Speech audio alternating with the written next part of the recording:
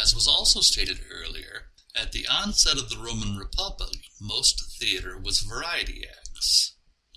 By 240 BCE, most theater had become scripted drama, and this lasted until 27 CE. In 27 CE, the Roman Republic was overthrown from within, and it became the Roman Empire. Since the Romans' drama was based on Greek drama, there was an element of it that made fun of government and prominent citizens. They didn't push it to the extent that the Greeks did, but when the Roman Republic, which was ruled by elected officials, became the Roman Empire, with the emperor being a type of dictator, making fun of the government and prominent citizens was no longer a wise thing to do. Roman theater once again quickly became variety acts and occasionally a light scripted comedy. Roman theater never reached the artistic heights of Greek theater, but they did have lasting change on theater. They eliminated the chorus, plays were separated into acts for the first time, musical accompaniment was added to the dialogue, and eavesdropping, the overhearing of conversations that you weren't meant to hear, became a common source of plot complications. However, the biggest contribution Roman theater had to theater development, especially as it would develop in the Renaissance, was the preservation of Greek plays.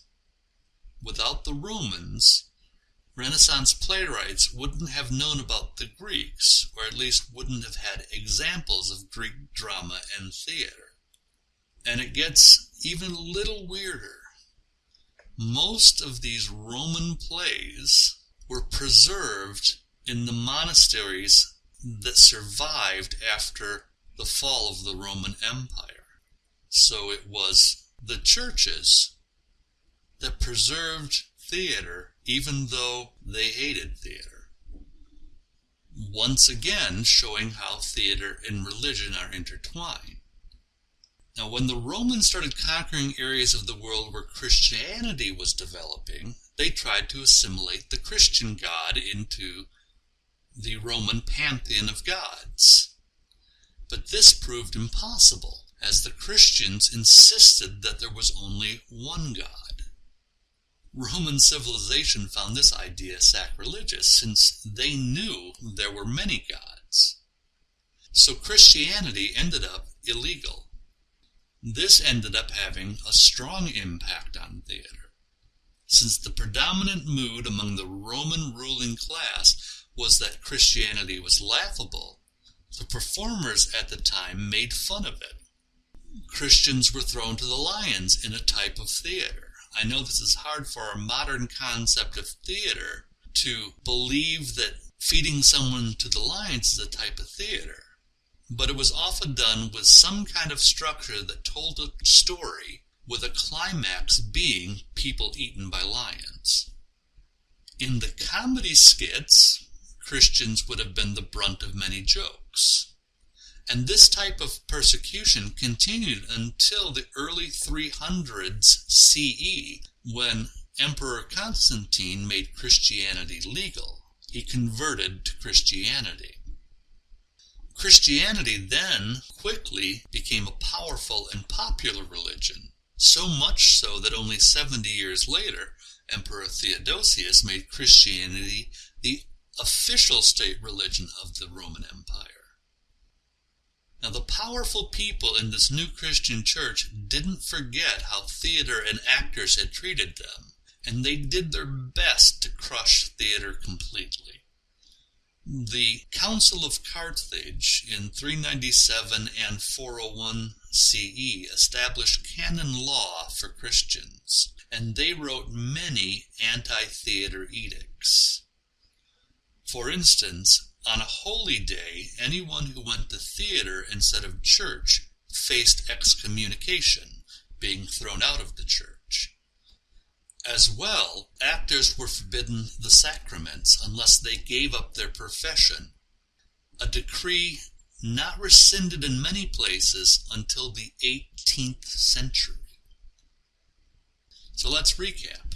Theater started out, at least in part, as ritual, which was religion at the time, and it developed as part of religious festivals, but now it was virtually wiped out by religion.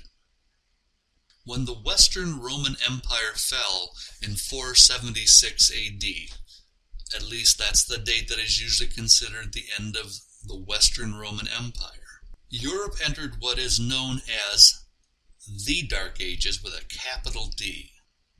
Remember, during Dark Ages, there is no large-scale government in control, and therefore it is anarchy. People are no longer safe, which means less and less land is cultivated for food, and trade becomes scarcer, and people become hungry and scared and struggling to simply stay alive. They have little time for frivolous things like theater. As well, the vacuum created by the fall of the Roman Empire was filled in many places by the only structured ruling organization left, the church. Since the church hated theater, they were quite happy to let theater die. This was the state of things for about 600 years. During Dark Ages, when people are living literally day to day, season to season, hoping that they have enough food to survive, they frequently turn to pagan-type beliefs. They worship the gods of fertility so that their plants will grow, so that their animals will be fertile, so that they will have food. They worship the gods of the harvest, thanking them for the food and the bounty they have, or hoping that the following season they will have more. They worship the weather gods because good or bad weather determined whether or not they would live. So during the Dark Ages, while the church was still growing and still becoming a bigger and bigger part of society, or at least the societies that existed, pagan beliefs were growing and becoming a stronger and stronger part of those very same societies.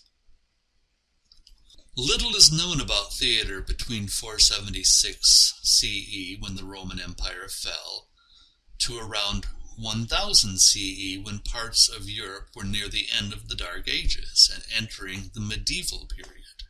It is known that there was a performance in the city of Rome in 553 CE, so it is clear that all theater activity didn't die immediately with the Roman Empire. But generally, the only type of entertainment that was going on during this period, and most of it was only near the end of the Dark Ages, were variety acts with minstrels and jugglers and dancers who traveled from town to town or village to village. This was a dangerous occupation. Strangers were not to be trusted. It was dangerous for a village to let in entertainers because they didn't know who or what the entertainers were. And it was dangerous for entertainers to go into new unknown villages because they didn't know if the villages were dangerous. But by somewhere between 900 and 1000 CE, in some areas, things had settled down and civilized quite a bit. There was more safety, there was more trade, life was a little less scary. By this point, pagan worship had developed nicely. If nothing else, it was a fun belief to follow. Dancing and music and drinking were all part of that worship. The Christian church had to compete with this. How do you get people to come into the church and listen to the teachings of Jesus when the way they are delivering that message is less entertaining than the pagans? At least one church's answer was to dramatize certain aspects of Christ's life in a way that was more accessible and more entertaining. The first example of this is from 925 CE in the Quem Quirites. It was a very small part of a larger Easter festival, but during it, 3 Marys, Jesus' mother, Lazarus' sister, and Mary Magdalene approached the tomb of Jesus, and an angel asked them, "Whom seek you in tomb, O Christians?" To which the Marys replied, "Jesus of Nazareth, the crucified, O heavenly beings." To which the angels in turn replied, "He is not here, he is risen as foretold. Go and announce that he is risen from the tomb." This little tiny bit is a seed that grew. This approach to popularizing the Christian church must have been effective because it led to more and more dramatizations of parts of the Bible by the churches. Unfortunately, we know little about these dramatizations. They were known as liturgical dramas, and they were sung or chanted in Latin during church services. And they got more and more elaborate until the churches could no longer contain them, and they started being performed out in front of churches and then in town squares.